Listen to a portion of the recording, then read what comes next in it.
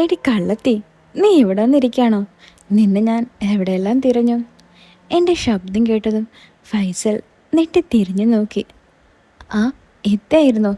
ഞാനാ ഇവളെ ഇങ്ങോട്ട് കൊണ്ടുവന്നത്. ഇത്ത കുറേ തിരഞ്ഞായിരുന്നു. ആ, പിന്നെ അല്ലാതെ ഞാൻ എത്ര നേരമായി തിരയുന്നു. നിനക്കൊന്ന് പറയാറുന്നില്ലേ? അത് പിന്നെ പറയാന്ന് വെച്ചാൽ അടുക്കളയിൽ ഉമ്മ ഉണ്ടായിരുന്നു നിങ്ങളുടെ കൂടെ. അതാ പിന്നെ ഞാൻ പറയാതെ ഇങ്ങോട്ട് ഇവളെ കൊണ്ടുവന്നത്, അവൻ പറഞ്ഞു.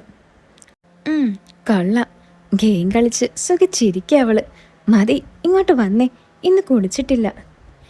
ഇവിടെ ഇരുന്നോട്ടെ ഇത്ത, ഇത്ത പൊക്കോ, ഞാൻ നോക്കിക്കോളാം, അവൻ പറഞ്ഞു. വേണ്ടടാ, അവളിന്ന് കുളിച്ചിട്ടില്ല, ഇങ്ങ് തന്നേക്ക്. ഞാൻ കുട്ടിയെ അവൻ്റെ കയ്യിൽ നിന്നും വാങ്ങി.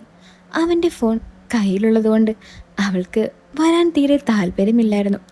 അവൻ്റെ കയ്യിൽ നിന്നും കുറച്ച് കഷ്ടപ്പെട്ടാണ് അവളെ ഞാൻ എടുത്തത്. ആ സമയം അവൻ നോക്കി ചിരിക്കുന്നത് ഞാൻ കണ്ടു. കൈകൾ തമ്മിൽ കോർത്തപ്പോൾ ഞാൻ വേഗം കുട്ടിയെടുത്ത് കുറച്ച് ബാക്കിലേക്ക് നീങ്ങി നിന്നു. എന്തോ ഒരു ഉണർവ് കിട്ടിയ പോലെ ഞാനൊന്ന് ആക്റ്റീവായി. പെട്ടെന്ന് എൻ്റെ മുഖത്ത് ഒരു ചിരിയും വിടർന്നു. ഇത്ത, നിങ്ങളാകെ ക്ഷീണിച്ചല്ലോ, അവൻ എന്നെ നോക്കി ചിരിച്ചുകൊണ്ട് ചോദിച്ചു. അതേടാ, ഞാൻ ക്ഷീണിച്ചു.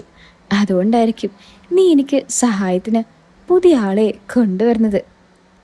ഏ, സഹായത്തിന് ആളെയോ? ആര് പറഞ്ഞു? പിന്നെ എന്തിനാ മോൻ റൂമൊക്കെ ഒരുക്കുന്നത്? ഞങ്ങളെന്താ പൊട്ടന്മാരാണെന്നാണോ നീ വിചാരിച്ചത്? ഞാൻ ചോദിച്ചു. ഏ, എന്തൊക്കെയെത്താ നിങ്ങളീ പറയുന്നേ? എനിക്കൊന്നും മനസ്സിലാവുന്നില്ല, ഒന്ന് തെളിച്ചു പറ. ഡാ, നീ വല്ലാണ്ടങ്ങ് അഭിനയിക്കല്ലേ. പിന്നെ ആരെ കൊണ്ടുവരാനാടാ നീ ഇവിടെ മണിയറ ഒരുക്കുന്നത്? ഓ, അപ്പോൾ അതാണോ കാര്യം? കൊള്ളാം, കണ്ടുപിടിച്ച് കളഞ്ഞല്ലോ, അവൻ പറഞ്ഞു. ആ, അതൊക്കെ നീ കൂട്ടുകൂടുമ്പോഴേ എനിക്ക് മനസ്സിലായത് ചെക്കന് കല്യാണം കഴിക്കാൻ മുട്ടി നിൽക്കുകയാണെന്ന്. പിന്നെ ഞാനായിട്ടും ഒന്നും പറഞ്ഞിട്ടില്ല. നീ തന്നെ ഉമ്മയോട് പറഞ്ഞേക്കട്ടോ. അത്രയ്ക്കൊന്നും മുട്ടിയിട്ടില്ല ഇത്ത. എന്തായാലും ഒരു മുൻകരുതൽ വേണമല്ലോ, അതാ. ശരി, നടക്കട്ടെ. പ്രായം കൂടണ്ട, നല്ല പ്രായത്തിൽ കെട്ടാൻ നോക്ക്. എന്നാലേ എല്ലാത്തിനും ഒരു ഉഷാറുണ്ടാവും. ഞാൻ പോലും അറിയാതെ എൻ്റെ വായിൽ നിന്ന് പറഞ്ഞ സംസാരം എനിക്ക് പിടിച്ചു കെട്ടാനായില്ല. പണ്ട് കോളേജിൽ പഠിക്കുന്ന കാലത്തെ അതേ സംസാരവും കൊഞ്ചലും ഞാൻ അറിയാതെ പുറത്തേക്ക് വരുന്നുണ്ടായിരുന്നു. തീയുടെ അടുത്തേക്കാണ് ഞാൻ പെട്രോളും കൊണ്ട് പോകുന്നതെന്ന് എനിക്ക് അപ്പോഴാണ് ബോധം വന്നത്. ഏയ്, ഉഷാറിനൊന്നും ഇപ്പോഴൊരു കുറവുമില്ല ഇത്ത. എൻ്റെ അതിരുവിട്ട വാക്കിന് ചിരിച്ചുകൊണ്ട് ഫൈസൽ മറുപടി നൽകി. ആ ഒരു നിമിഷത്തിൽ ഞങ്ങളുടെ കണ്ണുകൾ തമ്മിൽ അറിയാതെ ഒന്നുടക്കി. പെട്ടെന്ന് തന്നെ പുറകിൽ നിന്നും ആരോ വിളിക്കുന്നത് കേട്ട് രണ്ടുപേരും ബോധത്തിലേക്ക് വന്നു. ഡാ, പോയാലോ, ആ പണിയെല്ലാം കഴിഞ്ഞു. കൂട്ടുകാരനാണ് അതും പറഞ്ഞ് അങ്ങോട്ട് വന്നത്. ആടാ, പോകാം, അതും പറഞ്ഞ് ഫൈസൽ അവിടെ നിന്ന് എഴുന്നേറ്റ് അവൻ്റെ പിറകിലായി നടന്നു. പെട്ടെന്ന് അവൻ തിരിഞ്ഞ് എൻ്റെ അടുത്തേക്ക് തന്നെ വരുന്നത് കണ്ട് ഞാനൊന്ന് പേടിച്ചു. ഇത്ത, ഇനി ഇത് ആരോടും പറയണ്ട, ഇതൊക്കെ എല്ലാവരും അറിഞ്ഞാൽ മോശമല്ലേ? അവൻ പറഞ്ഞത് എന്തുദ്ദേശിച്ചാണെന്ന് എനിക്ക് മനസ്സിലായി. എന്തറിഞ്ഞ? ഞാൻ അവനോട് ചോദിച്ചു. അല്ല ഇത്ത, ഈ കല്യാണക്കാര്യം ഞാൻ അതിനു വേണ്ടിയാണ് റൂമൊക്കെ ഒതുക്കുന്നതെന്ന് അറിഞ്ഞാൽ ഞാൻ പിന്നെ അവരുടെ മുഖത്തൊക്കെ എങ്ങനെ നോക്കും? ഓ, അതായിരുന്നോ? ആ, അതെ. ഇത്ത പിന്നെ എന്താ വിചാരിച്ചേ? ഏയ്, ഒന്നുമില്ല. ഞാനിത് ആരോടും പറയാനൊന്നും പോകുന്നില്ല. നീ എന്താന്ന് വെച്ചാൽ ചെയ്തോ. എൻ്റെ മറുപടി കേട്ട് ചിരിച്ചുകൊണ്ട് അവൻ കൂട്ടുകാരൻ്റെ പുറകെ പോയി. ഹോളിൽ ഞാനും കുട്ടിയും ഒറ്റയ്ക്ക്. ആ റൂമിൽ അവൻ്റെ മറ്റു രണ്ട് ഫ്രണ്ട്സുമുണ്ട്. ചുമര് തുളക്കുന്ന സൗണ്ടും കേൾക്കുന്നുണ്ട്. മറ്റവൻ എന്നെ കണ്ടാൽ പ്രശ്നമാകും എന്നറിയാവുന്നത് കൊണ്ട് ഞാൻ പതിയെ ഒച്ചയൊന്നും ഉണ്ടാക്കാതെ താഴേക്കിറങ്ങി. റൂമിൽ ചെന്ന് കുട്ടിയെ കുളിപ്പിച്ച് ഞാൻ കുറച്ചു നേരം TV കാണാമെന്ന് വിചാരിച്ച് അവിടെ ഇരുന്നതും ഷംനയുടെ കോള് വന്നു. നടന്നതെല്ലാം അവളോട് പറയാമെന്ന് കരുതി ഞാൻ വേഗം കോളെടുത്തു. ഹലോ ഡി, എന്തായി? നീ ജീവനോടെ തന്നെ ഉണ്ടോ? ഫോൺ എടുത്തതും അവൾ എന്നോട് ചോദിച്ചു. അതെന്താടി നീ അങ്ങനെ ചോദിച്ചേ? അല്ല, ബെൽറ്റും കൊണ്ടല്ലേ നിന്റെ നടപ്പ്, അതുകൊണ്ട് ചോദിച്ചതാ. ആടി, കളിയാക്ക് കളിയാക്ക്, ആകെയുള്ളൊരു കൂട്ടുകാരിലെന്ന് വെച്ചിട്ടാ നിന്നെ വിളിച്ച് എല്ലാം പറഞ്ഞത്. നീ തന്നെ ഇങ്ങനെ പറയണം. ഞാൻ പറഞ്ഞു. അയ്യോ, എൻ്റെ കുട്ടി പിണങ്ങിയോ? ഞാൻ ചുമ്മാ തമാശക്ക് പറഞ്ഞതല്ലേ. അതുപോട്ടെ, എന്തായി, വല്ലതും നടക്കുമോ? അവൾ ചോദിച്ചു. ആ, നടക്കും. മിക്കവാറും ഇന്ന് തന്നെ നടക്കും. വേണമെങ്കിൽ അവസാനമായി എന്നെ ഒന്ന് കാണാൻ വന്നോ നീ? ഏ, അതെങ്ങനെയാടി ഞാൻ വരുന്ന കാര്യം നീ അറിഞ്ഞത്? അവൾ ചോദിച്ചു. ഏ, നീ ഇങ്ങോട്ട് വരുന്നുണ്ടോ? അതേടി, ഇവിടെ ഇരുന്ന് ബോറടിച്ചു. കുറേ ആയില്ലേ നിന്നെ കണ്ടിട്ട്. ഒന്നങ്ങോട്ട് ഇറങ്ങാമെന്ന് വിചാരിച്ചു.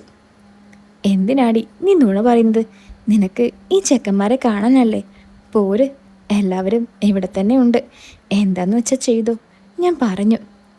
ഏയ് അല്ലടി, അവരെ കാണാനൊന്നും അല്ല. നിന്നെയും കുട്ടിയും കണ്ടിട്ട് കുറേ ദിവസമായില്ലേ. എന്നാണെങ്കിൽ ഇങ്ങേര് വിടും.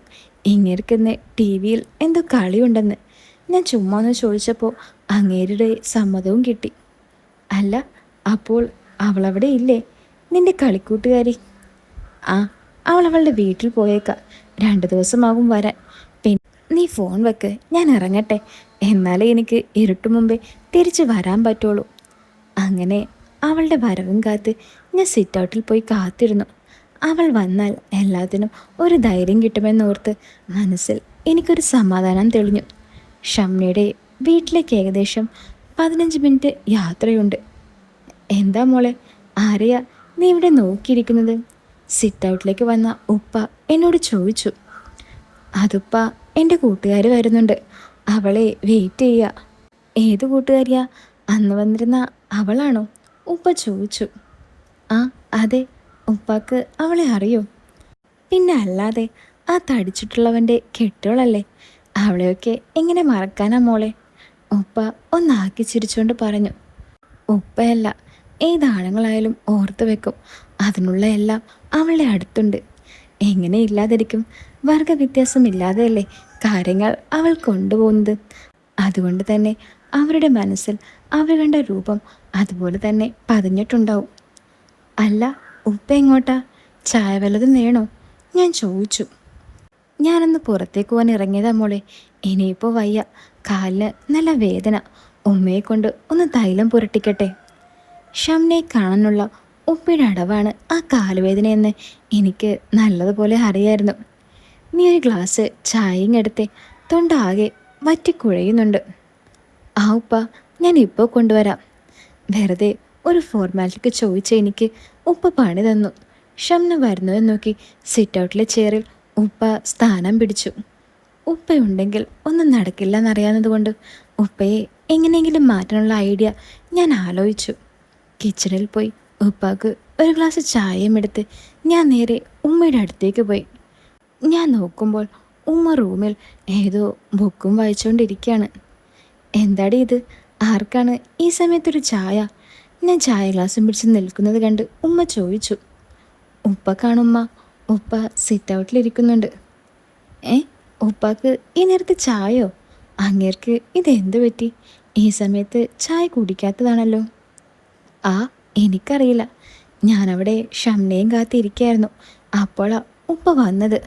ആദ്യം പറഞ്ഞു പുറത്തു പോവാണെന്ന്, പിന്നെ പറഞ്ഞ് കാലിന് എന്തോ വേദനയുണ്ടെന്നും ഇപ്പോൾ പോകുന്നില്ലെന്നും പറഞ്ഞ് അവിടെ ഇരിക്കുന്നുണ്ട്. ഏ, അപ്പോൾ ഷംന വരുന്ന കാര്യം ഉപ്പയോട് നീ പറഞ്ഞോ? ആ, പറഞ്ഞു. എന്താ ഉമ്മ പ്രശ്നം? ഞാൻ അറിയാത്ത പോലെ ചോദിച്ചു. ഓ, അപ്പോൾ അതാണ് കാലുവേദനയുടെ കാര്യം. അന്നവൾ വിരുന്നിന് വന്നപ്പോഴേ ഞാൻ കണ്ടതാ അങ്ങയുടെ ഇളക്കം. ഉമ്മ അതും പറഞ്ഞുകൊണ്ട് വേഗം എഴുന്നേറ്റ് നേരെ ഉപ്പയുടെ അടുത്തേക്ക് ഓടി. ഉമ്മ ഇങ്ങനെ ഓടണമെങ്കിൽ അതിന് വ്യക്തമായൊരു കാരണമുണ്ടാവും. ഉമ്മ ഇങ്ങനെ ഓടാനുള്ള കാരണം നിങ്ങൾക്കറിയണ്ടേ?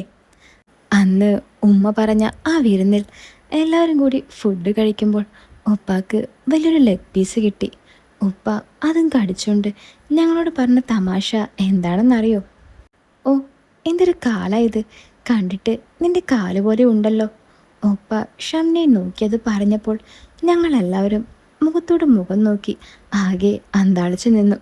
ഷംനയുടെ ഭർത്താവ് ഒരു കോന്തനായതുകൊണ്ട് അങ്ങേര് അതൊന്നും കേട്ടുപോലുമില്ല. പക്ഷേ എല്ലാം കേട്ടും കണ്ടും ഉമ്മ അവിടെ ചോറിറങ്ങാതെ കണ്ണും തുറച്ച് ശ്വാസം മാഞ്ഞു വലിച്ചിരിക്കുന്നുണ്ടായിരുന്നു. അന്ന് ഷംന പോയ ശേഷം ഒരു യുദ്ധം തന്നെയായിരുന്നു വീട്ടിൽ സംഭവിച്ചത്. അതിനുശേഷമെല്ലാം ഉമ്മക്കുപ്പയെ നല്ല സംശയമായിരുന്നു. പ്രത്യേകിച്ച് ഷംനയുടെ പേരും കൂടി കേൾക്കുമ്പോൾ ഉമ്മക്കറിയാം അവൾ ഏത് സാധനമാണെന്ന്. ഉമ്മയുടെ ബാക്കിലായി ഞാനും ഓടി ഉപ്പയുടെ അടുത്തേക്ക്. എന്താ മനുഷ്യ നിങ്ങളിവിടെ ഇരിക്കുന്നത്? നിങ്ങളല്ലേ പറഞ്ഞത് ആരെ കാണാൻ പോവാണെന്ന്? ആടി പോണം, പക്ഷേ ഇനിയിപ്പോൾ വയ്യ, കാല് നല്ല വേദന. ആ വേദന ഉണ്ടാകും, അതിൻ്റെ കാര്യം എനിക്കറിയാം. മര്യാദക്ക് എവിടെന്ന് വെച്ചാൽ പോക്കോ, ആ പെണ്ണ് വരുന്നത് കാത്ത് ഇവിടെ ഇരിക്കണ്ട. ഉമ്മ പറഞ്ഞത് കേട്ട് ഉപ്പയൊന്ന് നെട്ടി. ഏ ഏത് പെണ്ണ്? നീ എന്തൊക്കെയാ പറയുന്നേ? നിനക്കെന്താ വട്ടായോ? എനിക്കൊരു വട്ടുമില്ല, മര്യാദക്ക് എങ്ങോട്ടെങ്കിലും പോക്കോ, എന്നെ വെറുതെ ദേഷ്യം പിടിപ്പിക്കണ്ട. ഉമ്മ ഉപ്പയുടെ അടുത്ത് പോയി കസേരയിൽ നിന്നും ഉപ്പയെ പിടിച്ച് എഴുന്നേൽപ്പിച്ചു. എന്നാലും ഇവളിതെങ്ങനെ അറിഞ്ഞു എന്ന സംശയത്തിൽ ഉപ്പ എന്നെ ഒന്ന് നോക്കി. ഞാനാണ് ഉമ്മയോട് പറഞ്ഞതെന്ന് ഉപ്പക്ക് മനസ്സിലായി. ഉപ്പ ദേഷ്യത്തോടെ എന്നെ ഒന്ന് നോക്കിയിട്ട് പുറത്തേക്കിറങ്ങി. അയാളുടെ ഒരു ലെഗ് പീസ് നിങ്ങൾക്ക് ഞാൻ വെച്ചിട്ടുണ്ട്. ഞങ്ങൾക്കുള്ളത് തന്നെയല്ലേ അവൾക്കുള്ളൂ. ഒരു വടിമേ തുണി ചുറ്റിയാൽ മതി, അപ്പോൾ തന്നെ പിന്നാലെ പോക്കോളും കിഴങ്ങ്. ഉമ്മ കലിപ്പിൽ അതും പറഞ്ഞുകൊണ്ട് റൂമിലേക്ക് പോയി.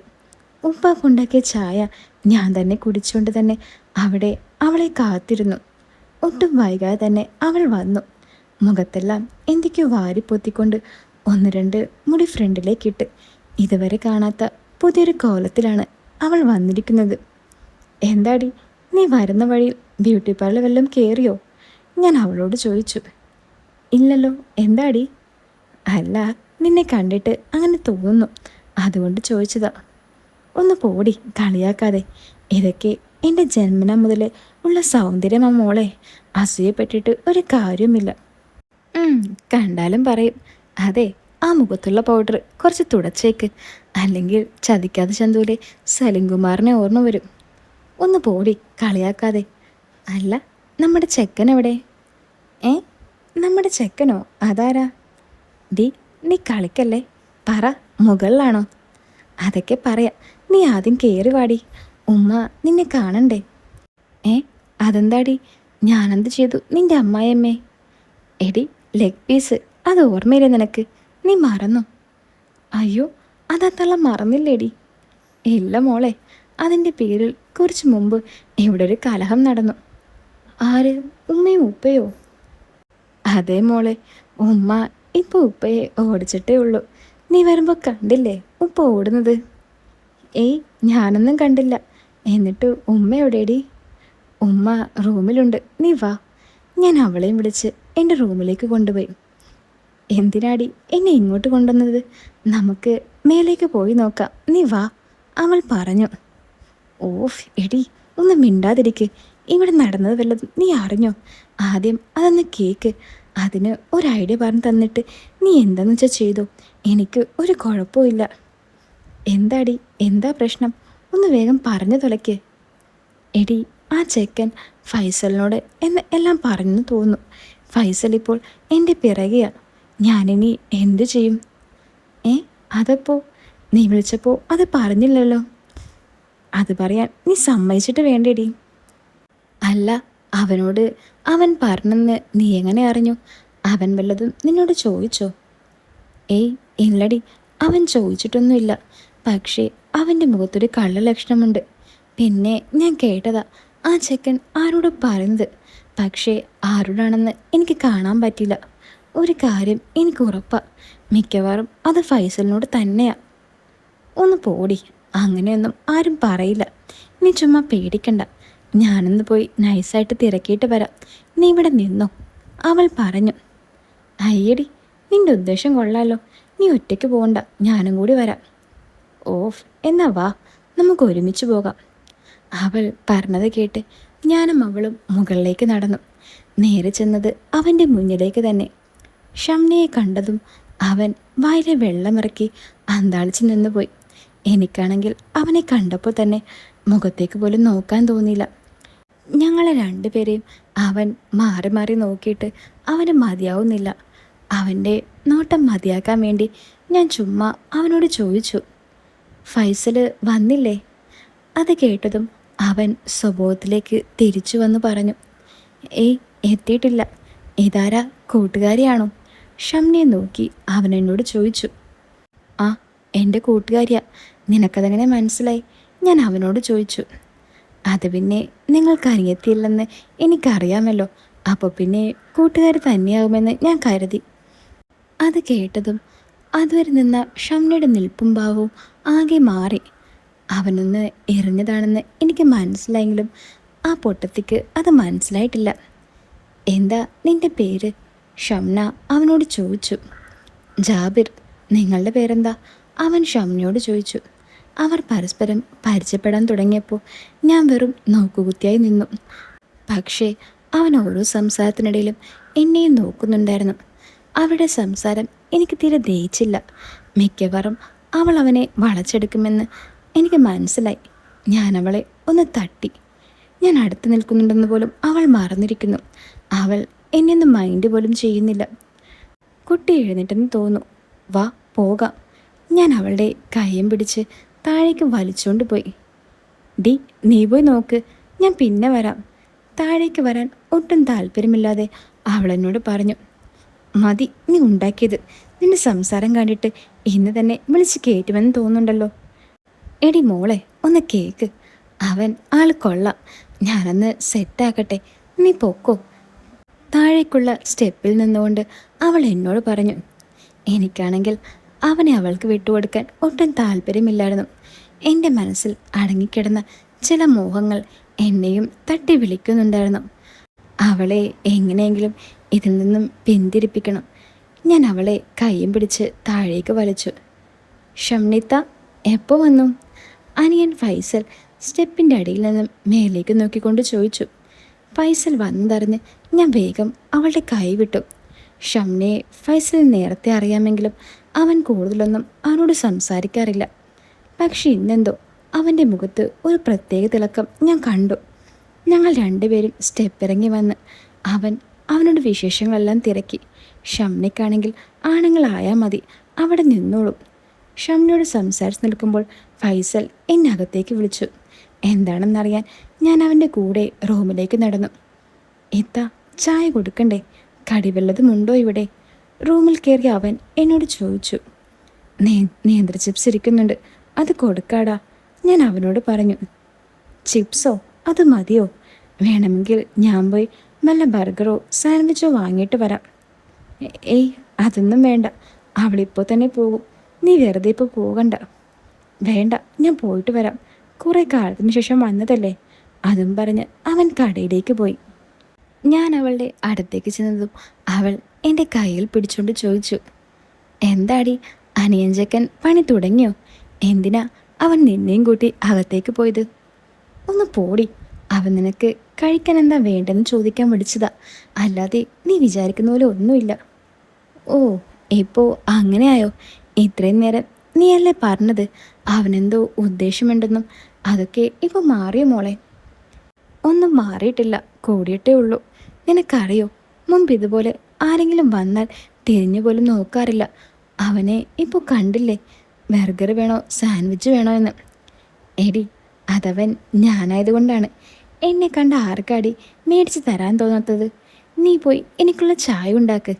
അപ്പോഴേക്കും ഞാനൊന്ന് മുകളിൽ പോയിട്ട് വരാം, അവൾ പറഞ്ഞു. ഡി നിക്കടി, പിന്നെ പോകാം മേളിലേക്ക്. ആദ്യം എൻ്റെ കാര്യങ്ങൾ ഒന്ന് സോൾവാക്കി താ. അതിനാ പറഞ്ഞത് ഞാനൊന്ന് പോയി അവനോട് സംസാരിച്ച് നോക്കട്ടെ എന്ന്. എന്നിട്ട് നമുക്ക് വേണ്ടതുപോലെ എന്താണെന്ന് വെച്ചാൽ ചെയ്യാടി. അതിന് നീ എന്ത് സംസാരിക്കാനാ? അവൻ ഫൈസലിനോട് എല്ലാം പറഞ്ഞെന്ന് എനിക്ക് ഉറപ്പുണ്ട്. അതുകൊണ്ടാണ് അവൻ ഇങ്ങനെയെല്ലാം ചെയ്യുന്നത്. ഞാൻ പിന്നെ എന്തിനാ വന്നത്? നിന്നെ നോക്കി ഇരിക്കാനോ? നീ ആണെങ്കിൽ ഒന്നിനും സഹകരിക്കുന്നുമില്ല. എന്താ നീ പറഞ്ഞത്? അല്ല പിന്നെ, അങ്ങേരാണെങ്കിൽ കിടപ്പിലും അവളാണെങ്കിൽ വീട്ടിലും പോയി. ഒന്ന് ഇളക്കി വിടാമെന്ന് വെച്ചാൽ നീ അതിനും സമ്മതിക്കുന്നില്ല. ഓ, അപ്പോൾ അതിനാണല്ലേ നീ ഇങ്ങോട്ട് വന്നതിൻ്റെ ഉദ്ദേശം? കൊള്ളാം, എനിക്കറിയായിരുന്നു നീ അതിനു വേണ്ടിയാണ് ഇങ്ങോട്ട് ഓടി വന്നതെന്ന്. ഓഫ്, നീ കളിയാക്കണ്ട. നിനക്ക് ഭയങ്കര ജാടയല്ലേ? നിനക്കൊക്കെ അവന്മാരെയല്ലേ പറ്റൂ. നിന്ന് മുഴുങ്ങാതെ ഇങ്ങോട്ട് വാടി. അവളെയും കൂട്ടി ഞാൻ റൂമിലേക്ക് പോയി. അവനിൽ നിന്നും എങ്ങനെയെങ്കിലും ഇവളുടെ ശ്രദ്ധ മാറ്റാനായിരുന്നു എൻ്റെ പ്ലാൻ.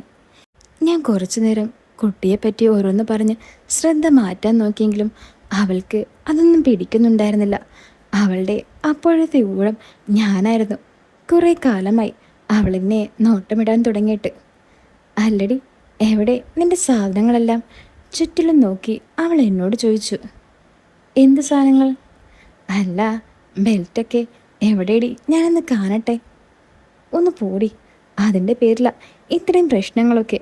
അതൊക്കെ ഞാൻ മാറ്റി വെച്ചു. എടുക്കടി, ഞാനൊന്ന് കാണട്ടെ. ഞാൻ ഇതുവരെ അതൊന്നും കണ്ടിട്ടില്ല. ഒന്ന് കാണട്ടെടി. ആദ്യം മടി കാണിച്ചെങ്കിലും അവളുടെ ശ്രദ്ധ മാറ്റാൻ ഇത് നല്ലൊരു ഐഡിയ ആണെന്ന് എനിക്ക് തോന്നി. കോളേജിൽ പഠിക്കുന്ന കാലത്ത് സകല ഉടായ്പകളും കാണിക്കുന്ന എൻ്റെ കൂടെ ഉണ്ടായിരുന്ന അവൾക്ക് ഞാൻ എല്ലാം കാണിച്ചു കൊടുക്കാൻ തീരുമാനിച്ചു. അലമാര തുറന്ന് ഓരോന്നായി എടുത്ത് അവൾക്ക് ഞാൻ കൊടുത്തു. ഡി, ഇതൊക്കെ എന്താ? ഊഫ്, നിന്നെ സമ്മതിക്കണം. കണ്ടാൽ ഒന്നും അറിയാത്തൊരു പാവം പെണ്ണ്.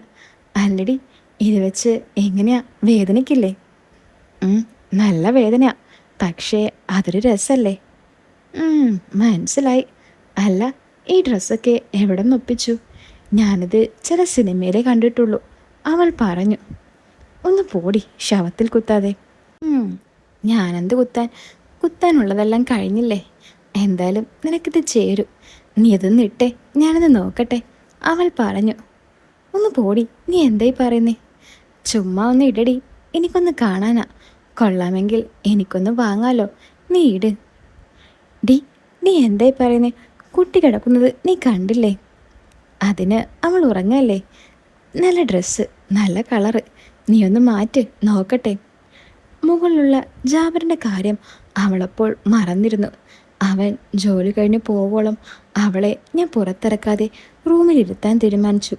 പക്ഷേ അവളുടെ പോക്ക് എങ്ങോട്ടാണെന്ന് എനിക്കറിയായിരുന്നു. പക്ഷെ അതിന് വഴങ്ങാതെ എനിക്ക് വേറെ വഴിയില്ലായിരുന്നു. എന്തായാലും കൂടുതൽ സമയമില്ലല്ലോ. ഫൈസൽ ഇപ്പോൾ ബർഗറുമായി വരും. അതുവരെ ഇവളെ പൂട്ടാൻ ഞാൻ ഉറപ്പിച്ചു. കഥ കടച്ച് ഞാൻ അവൾക്ക് ആ ഡ്രസ്സിട്ട് കാണിച്ചു. ഓ എൻ്റെ മോളെ, എന്താ ലുക്ക്! നീ പൊളിയാണ്. സിനിമ നടിമാർ പോലും നിൻ്റെ മുന്നിൽ തോറ്റുപോകും. ഓ പിന്നെ ഏത്, ഈ മദാമകൾ ബീച്ചിടുന്ന ഡ്രസ്സ് കണ്ടിട്ടോ? ഒന്ന് പോടി കളിയാക്കാതെ. അത് മദാമകൾ, ഇത് നീ നല്ല മലയാളി താത്ത. അവരെ പോലെ കാറ്റില്ലത്ത ബലൂൺ പോലെയാണോ നിൻ്റെ എല്ലാം? ചക്കയല്ലേ, നല്ല വരിക്ക ചക്ക. ഒന്ന് പോടി, കളിയാക്കാതെ. നിനക്കുണ്ടല്ലോ ആവശ്യത്തിൽ കൂടുതൽ. അപ്പോൾ അതോ? അതൊക്കെ ഞാൻ കഷ്ടപ്പെട്ടുണ്ടാക്കിയതാ. നിന്നെപ്പോലെ വടി കൊടുത്ത് അടി മേടിച്ചതല്ല. പിന്നെ ഇതും കൂടി ഒന്നിട്ടെ, ഞാനൊന്ന് കാണട്ടെ. വിലങ്ങുമായി അവൾ എൻ്റെ അടുത്തേക്ക് വന്നു. ഒന്ന് പോടി, ഉമ്മ വല്ലതും വരും. അതൊക്കെ ഞാൻ പിന്നീട് കാണിച്ചു തരാം. അല്ലടി, ഇതിൻ്റെ ചാവി എവിടെ? ആ കവറിലുണ്ട്. ഇപ്പോൾ എടുക്കണ്ട, ഞാൻ പിന്നെ കാണിക്കാം. ഞാനത് പറഞ്ഞു തീരും മുമ്പേ ഷംനയുടെ ഫോൺ റിങ് ചെയ്യാൻ തുടങ്ങി. മേശയിൽ വെച്ച ബാഗിൽ നിന്നും ഷംന ഫോണെടുത്ത് നോക്കിയപ്പോൾ അവളുടെ കെട്ടിയനാണ് അവളെ വിളിക്കുന്നത്. ഡി, നീ ഇതെവിടെയാ? ഇങ്ങോട്ട് വരുന്നില്ലേ? അപ്പുറത്തു നിന്നും കെട്ടിയവൻ അവളോട് ചോദിച്ചു. ഇല്ലിക്ക, ഞാൻ പറഞ്ഞില്ലേ, ഇവൾക്കിവിടെ തീരെ സുഖമില്ല. ഹോസ്പിറ്റലിൽ ഞാനും കൂടെ പോവാ. ആണോ? ഇനിയിപ്പോൾ എന്തു ചെയ്യും? ഞാനും കൂടി പോട്ടെ. ഇവിടെ ഉമ്മാക്കും തീരെ വയ്യ. ഞാൻ ചിലപ്പോൾ ഇന്ന് വരില്ല. ഇക്ക ഉമ്മയോട് പറഞ്ഞേക്ക്. ആടി, ഞാൻ പറഞ്ഞേക്കാം. എന്നാ വെച്ചോ, ഞാൻ പിന്നെ അങ്ങോട്ട് വിളിക്കാം. അവൾ അതും പറഞ്ഞ് കോള് കട്ട് ചെയ്തു. ഡി, നീ എന്തും പറഞ്ഞാ ഇങ്ങോട്ട് വന്നത്? ഞാൻ അവളോട് ചോദിച്ചു. നീയേ ബാത്റൂമിൽ വീണെന്ന് അവൾ ചിരിച്ചുകൊണ്ട് പറഞ്ഞു. അപ്പോൾ നീ ഇന്ന് പോകുന്നില്ലേ? ഇല്ലല്ലോ. ഇല്ലേ? ആന്നേ. അപ്പോൾ ഇതിൻ്റെ ബാക്കി, അതായത് ഇതിൻ്റെ 4th പാർട്ട് കേൾക്കാൻ നിങ്ങൾക്ക് ആഗ്രഹമുണ്ടെങ്കിൽ വീഡിയോ ഒന്ന് ലൈക്ക് ചെയ്യാൻ മറക്കരുതേ. അതുപോലെ തന്നെ കമൻറ്റ് ബോക്സിൽ കൂടി ഒന്ന് പറയണേ. പിന്നെ ഇതുപോലുള്ള കഥകൾ ഫുൾ ഓപ്പണായിട്ട് കേൾക്കാൻ നിങ്ങൾക്ക് ആഗ്രഹമുണ്ടെങ്കിൽ അടിയിൽ കമൻറ്റ് ബോക്സിൽ ഞാനൊരു ലിങ്ക് പിൻ ചെയ്തിട്ടുണ്ട്. അതിൽ കയറി എനിക്കൊരു മെസ്സേജ് അയച്ചാൽ മതി കേട്ടോ. അപ്പോൾ അതിൻ്റെ ഡീറ്റെയിൽസൊക്കെ ഞാൻ പറഞ്ഞു തരാം. അപ്പോൾ പുതിയൊരു കഥയായിട്ട് നമുക്ക് വീണ്ടും കാണാം. എല്ലാവരും കാത്തിരിക്കുക.